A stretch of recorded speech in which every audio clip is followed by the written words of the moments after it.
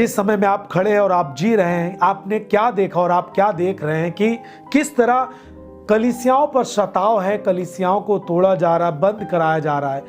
कोई भी बातें नहीं, केवल आरोप लगाकर बातें की जा रही हैं।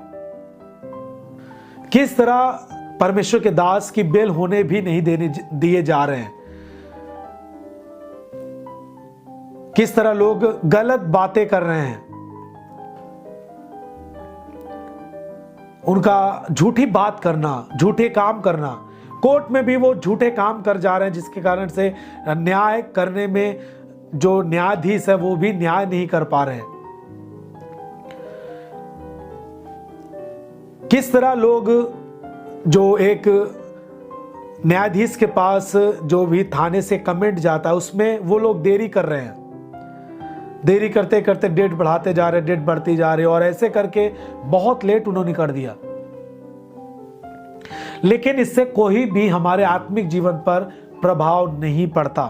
सब बोले, इसके द्वारा कोई भी आत्मिक जीवन पर प्रभाव नहीं पड़ता। आमीन। क्योंकि हमारा परमेश्वर हमारे साथ है। उसने हमें हथियार दिए हैं कि किस तरह अपनी शांति को बरकरार रखना है।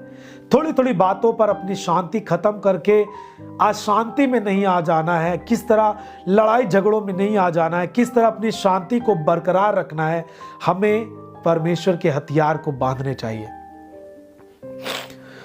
जब डेट पर बेल नहीं होती, फिर पता लगता है एडवोकेट के द्वारा कि कोर्ट में अभी उन्होंने कमेंट नहीं आया। फिर दूसरी बात कि कमेंट आया भी तो कमेंट निकाल लिया गया। फिर हम सोचते हैं क्या हो रहा है, ये क्या कर रहे हैं। लेकिन फिर वचन हमारे पास है, जीने का हमारे पास जरिया है। हम हड़बड़ाते नहीं, फिर अपने आप को शांति देते हैं और एक बात याद करते हैं कि परमेश्वर परमेश्वर है। वो कोई मनुष्य नहीं है कि जल्दबाजी से काम करे। उसका काम धैर्य के साथ है। वो बहुत शांति से काम करता है, योजना के साथ काम करता है। इसलिए हमें किसी भी बात के लिए जल्दबाजी नहीं करना चाहिए। हमें प्रार्थना करनी चाहिए, यदि नहीं हुआ तो फिर इंतजार करना चाहिए, फिर प्रार्थना करनी चाहिए। एक दिन परमेश्वर ऐसा काम करेगा कि आप समझेंगे कि देरी हुई, परंतु परमेश्वर ने जो काम किए वो सच में बहुत अद्भुत है। यीशु के नाम में हमें तो मालूम है कि इस तरह परमेश्वर ने हमारे जीवन को बचाया, हमारे परिवार को बचाया, मरने से बचाया। वो समय था जब अन्य लोग, घर के लोग, परिवार के लोग, समाज के लोग तिरस्कार किए थे। किस तरह हमारे घर पर लोग हमें मारने के लिए आते थे। किस तरह दुष्टात्माओं के खातिर गांव में, जैसे है ना, भूत प्रेत के कारण लड़ाइयां होती थी, झगड़े होते थे परिवारों में, गांव में। किस तरह परिस्थितियां जा चुकी थी। हमने सब कुछ करके देखा। हमने कोई भी ऐसी चीजें नहीं थी जो हमने ना की थी। हर एक हमने पूजा पाठ की, हर चीजें हमने की थी। हर एक धार्मिक चीजें हमने करके देखी, हर एक भक्ति हमने करके देखी। ऐसी ऐसी परिस्थितियां आई कि हमने सब कुछ उसके बाद करना छोड़ दिया। हमने सब कुछ त्याग दिया। लगभग 2-3 महीने हो गए थे, हमने सब कुछ बंद कर दिया था। हम नास्तिक तरीके से हमारा परिवार जी रहा था। लेकिन हमारे पास कोई यीशु मसीह का सुसमाचार लेकर आया और उन्होंने प्रभु यीशु मसीह के बारे में हमें बताया, और उसको सुनकर हमें, हमारे परिवार को एक अलग रीत से लगा। और किस तरह आज हम प्रभु यीशु मसीह के प्रेम को समझ पाए और हमारी जिंदगी बदल गई। तब से हमने प्रभु यीशु मसीह को अपने जीवन में लिया और उसके वचन के अनुसार और इस भारत के संविधान के अनुसार हमें उसका प्रचार प्रसार करने का मौका मिला। और हमने प्रभु यीशु मसीह के प्रेम को और उसकी सामर्थ को और उसके संदेश को दुनिया के लिए देने के लिए निर्णय लेकर हमारे परिवार ने और जो हमारी टीम थी उन्होंने साथ दिया। और खुदावन के काम के लिए हमने इतनी बड़ी संस्था को खड़ा किया जो आज प्रभु के काम को कर रही है। यहां तक 14 साल से शर्म आती हमें कि किस तरह हमने देखा कि न्यूज़पेपर में भी किस तरह उन्होंने अलग चीजें छापी। इस तरह छापने से पहले उनको चर्च में आकर पूछना चाहिए कि क्या इस तरह की बातें हैं कि नहीं। लेकिन उस न्यूज वाले ने भी इस तरह की छापे उन्होंने प्रिंट किया कि अवैध प्रार्थना स्थल बंद कराया गया।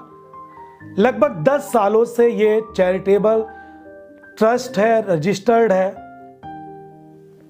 और ये संस्था रजिस्टर्ड जो बायलॉज है उसके अनुसार काम करती आई है, और लगातार बिना किसी भेदभाव के हर धर्म के लोग, हर जाति के लोग, जिसे कोई छूता भी नहीं, जिसके साथ लोग खाना बैठकर खाने में घृणा करते हैं, छूने में घृणा करते हैं, मुंह घुमा लेते हैं, उनको भी अपने साथ बैठाकर उनकी संगति करके इस तरह के प्रेम का संदेश हमने देना शुरू किया।